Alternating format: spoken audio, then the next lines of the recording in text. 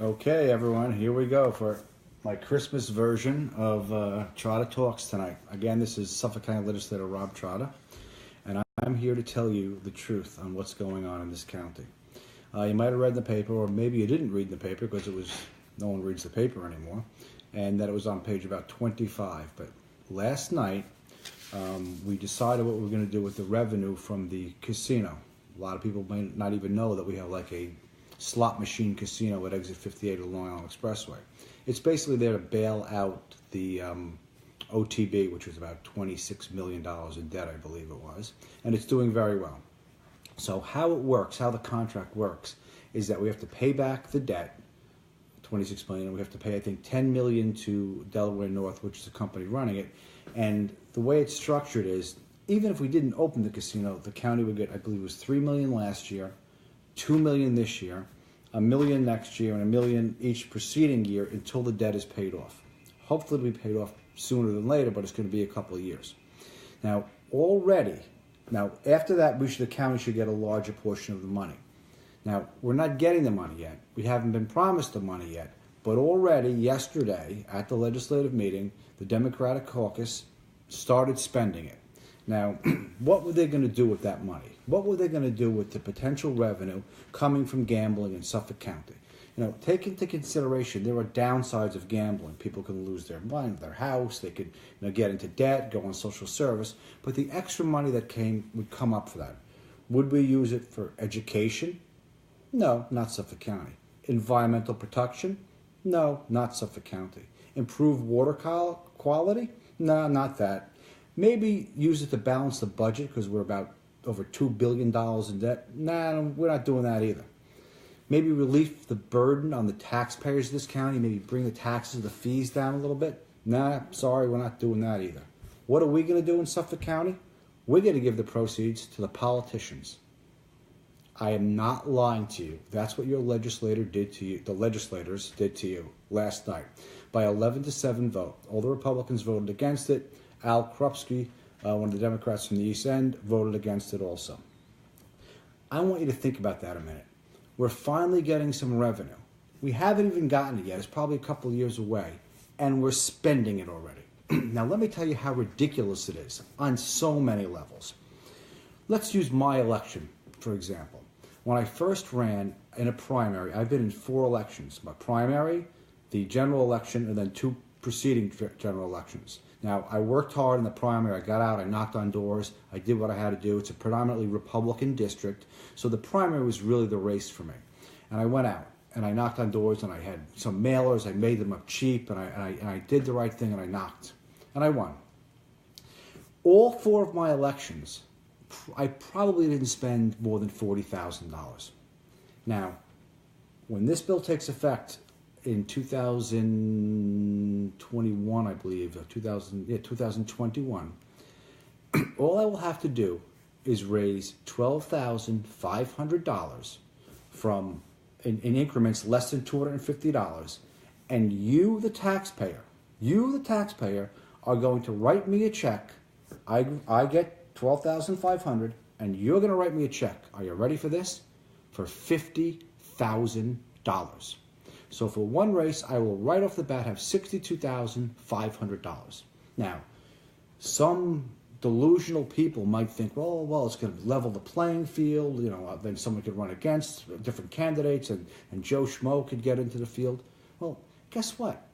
It doesn't limit how much the Republican Party or the Democratic Party can spend on my campaign. So what we've just done was we have made campaigns so much more expensive under the guise of, look, we're going to make the field more flat and more people can get in, under the guise of good government. It's bad government.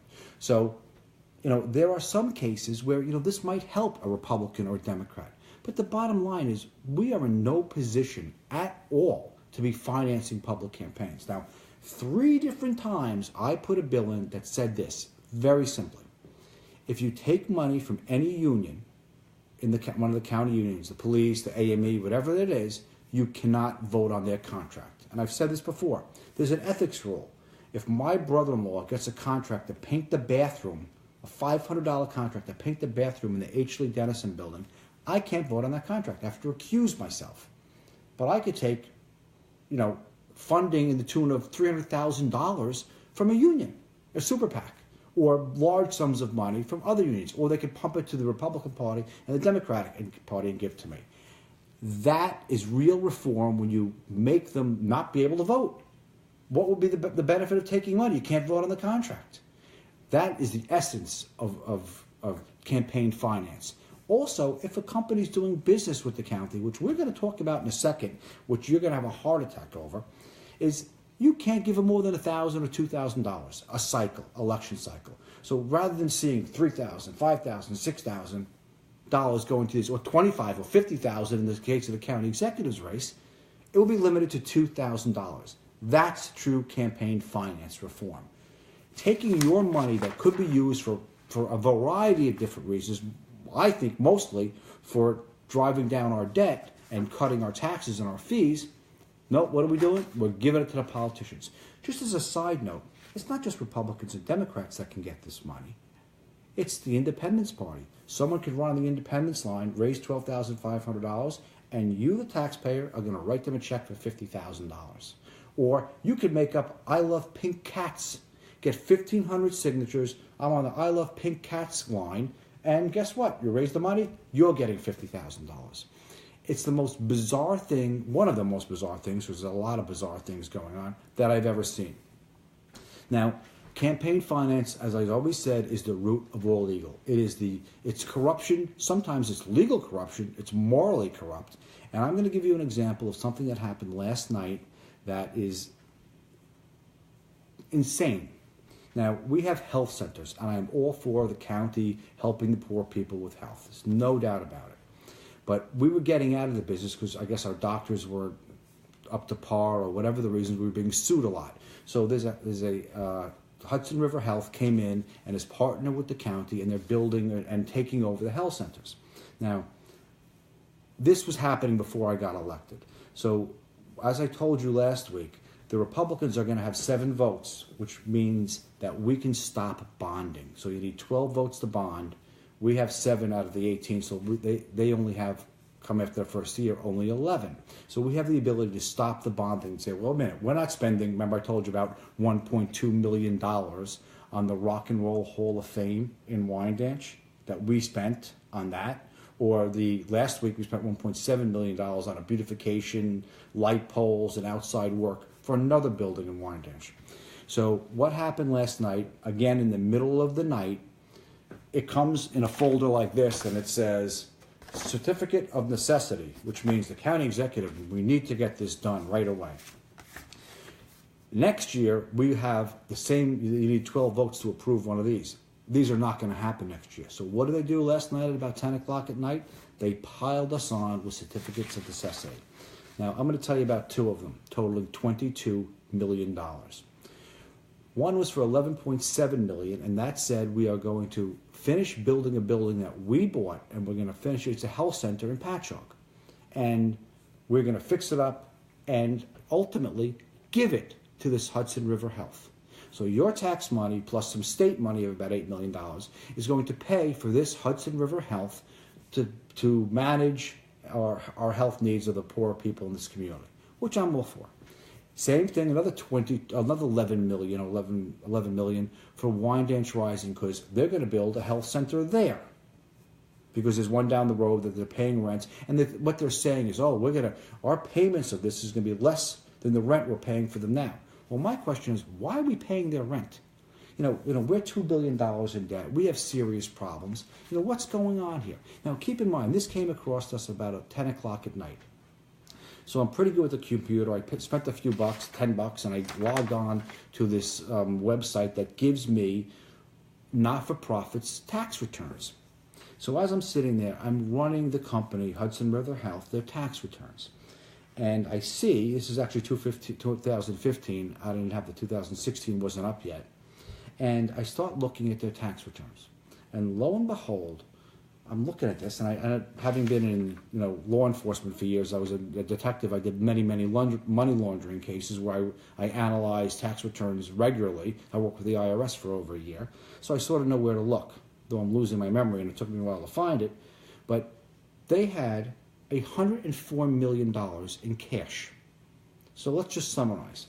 The county is flat busted broke. We have to borrow $22 million to help a company that has $104 million in cash on hand. Now, that seems a little strange to me, that a not-for-profit has $104 million cash. Now, it's very nice people from this health center, and they're up talking. So what I do is, in this tax return, also includes their salaries, okay? Now, a not-for-profit is, a company that's supposed to be doing the right thing or whatever. So Ann, her name is Ann Nolan, N-O-L-O-N, is the CEO and president. Well, guess how much she made last year? How about $709,000? I'm going to say that again.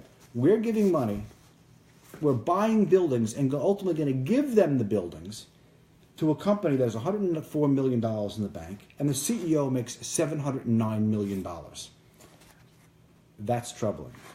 Very troubling. Now, this number two guy is executive vice president, a guy named James Snickoff. So what I try to do quickly, because this is all happening as I'm sitting behind the computer, sitting around the horseshoe, is I start running campaign contributions. Now, let me back up a second before I get into this. Why are we getting this on the last meeting of the year? And I explained to you why. It's because they want to get this passed before the new year, because we could shoot it down. So I start questioning them, and I said, well, why didn't you come in September and ask for this, if this is so important?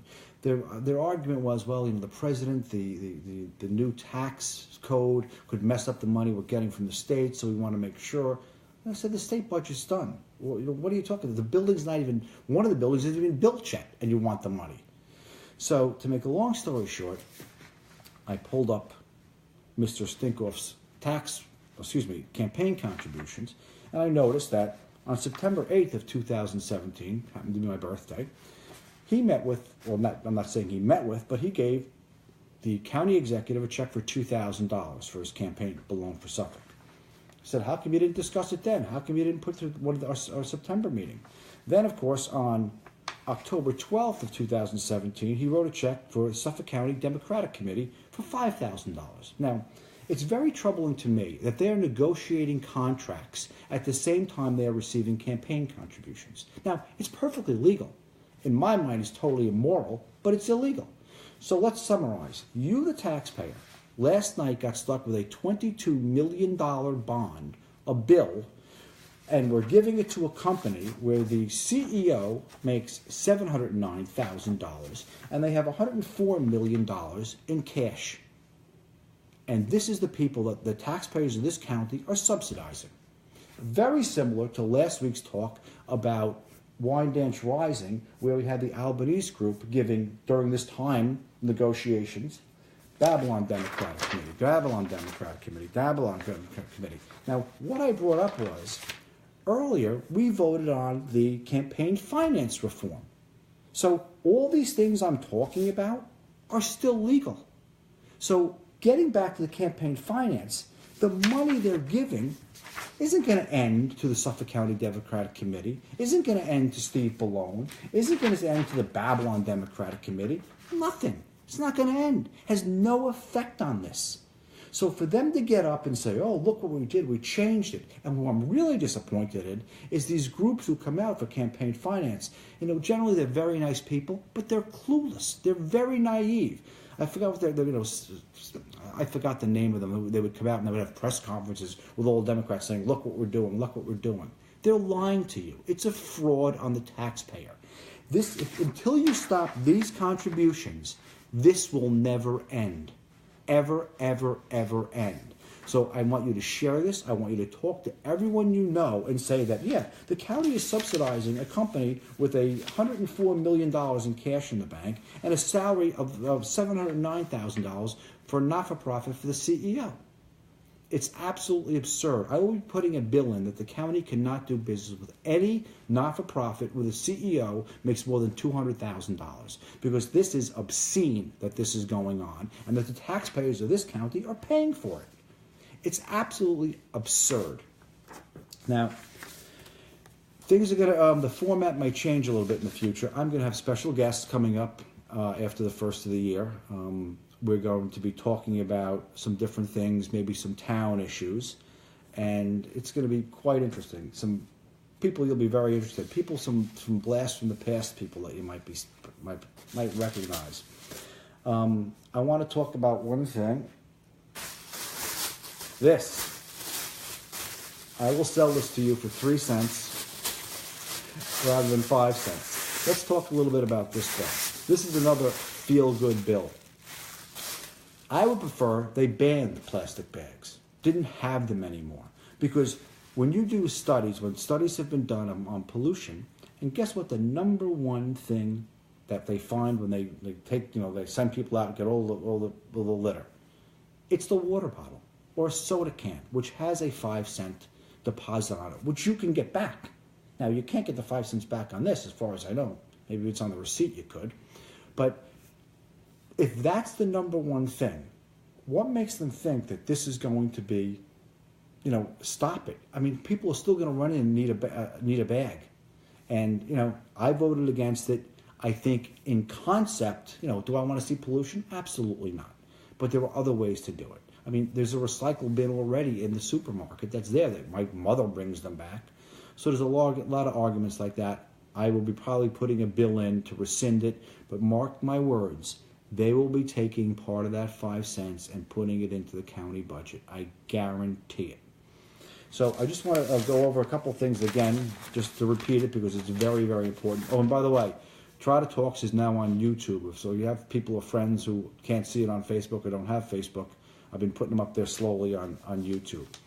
I'm also going to be sending them out to the towns to play because to play on their whatever public access TV, because it's important that these people know that what's going on here, what's going on in this county, and this is costing you money, plain and simple. So, again, if I raise $12,500, you, the taxpayer, are going to give me $50,000.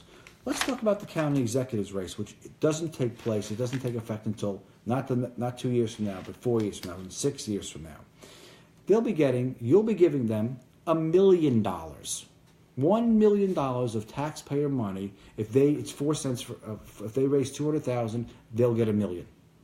I'm sorry, 250,000. They will get $1 million. So your money, your tax money that could be used to lower your taxes, to fight gangs, to fight the opioid problem, to educate your kids, will be being paid to politicians who want to get elected. Now, in theory, you could say, I want to flatten out the playing field. I'm living proof that you can go out, knock on doors, and win an election with very little money. Just recently, there was an election where a gentleman spent $13,000 against a guy who spent over $100,000, and he lost by less than 200 votes. So it can be done. It absolutely can be done. This is opening up so many liability or so much of a waste of money because my neighbor could go out and campaign on the independence line, conservative line, or make up some line of their own, collect $50,000, and pay their brother-in-law to, run their media campaign $20,000. So there's your tax money out the window. I can go on and on. I just want to wish everyone a Merry Christmas and a Happy New Year. I will be back after the New Year with a little bit of different format. We might be taking the show on the road and doing this live at a library or a civic association, whether it be in Southold or Southampton or in Melville or Sayville. We're going to experiment in the springtime, taking the show on the road and talking to people and interacting with people and answering questions. Because there's a lot of things that are in my brain that I forget, that when someone asks me a question, I can answer it. I want you to know the Republicans are going to change their tune next year. We are going to be strong, and we are no longer going to be bonding for the Rock and Roll Hall of Fame or things that we can't afford to bond for or we can't afford to pay. Because quite honestly, our kids can no longer afford to be here. So remember, tell your friends, share this video, and have a great Christmas. Enjoy, and Happy New Year.